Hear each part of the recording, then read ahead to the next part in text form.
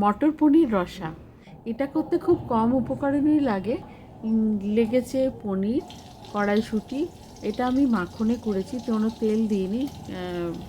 তো কড়াইতে প্রথমে মাখন নিয়ে ভালো করে গরম করে এর মধ্যে শুকনো লঙ্কা ফোড়ন দিয়ে দিলাম।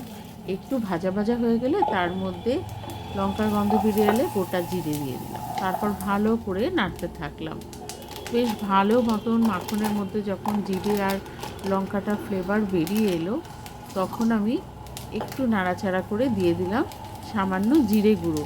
অ্যাকচুয়ালি গ্রেভির জন্য তো কিছু তো একটা দরকার, তাই আমি জিরে গুঁড়ো দিয়ে দিলাম এবং ভালো করে নেড়ে নেড়ে যতক্ষণ না এর মধ্যে থেকে তেল বেরিয়ে আসবে, তারপর দিয়ে দিলাম আমি পিঙ্ক সল্ট। এখন নুন নাকি খেতে নেই, পিঙ্ক সল্ট যেটা যখন চলে আর কি। তো পিঙ্ক সল্টের আমি উপকারিতা অত জানি না, দিলাম।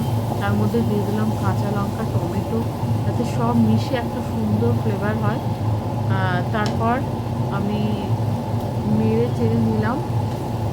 এটা খুব কম মশলা রান্না, একটু চিনিও দিলাম টেস্ট ব্যালেন্সের জন্য। তারপর আবার নাড়তে থাকলাম।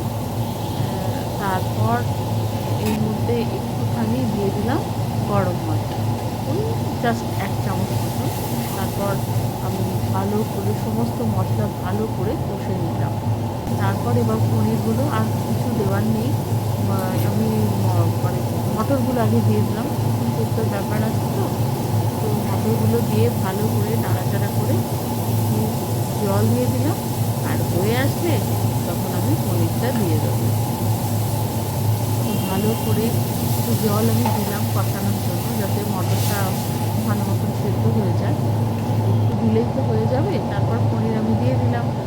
তারপর ভালো করে মিশিয়ে নিলাম। যেহেতু এটা সবই ভালো জিনিস আছে এবং মাখন আছে, বেশ একটা অন্যরকম টেস্ট এটার আসবে। এটা আশা করি কেউ এই রান্নাটা করেনি। তবে এর মধ্যে যদি আপনারা মানে জিরে বা ধনে, জিরে তো দিলাম, ধনেই যদি দেন ধনে গুঁড়ো, তাতেও হবে। এবং আমি ওপর থেকে একটু দইও দিয়ে দিলাম, মানে বেশ ভালো খেতে হয়।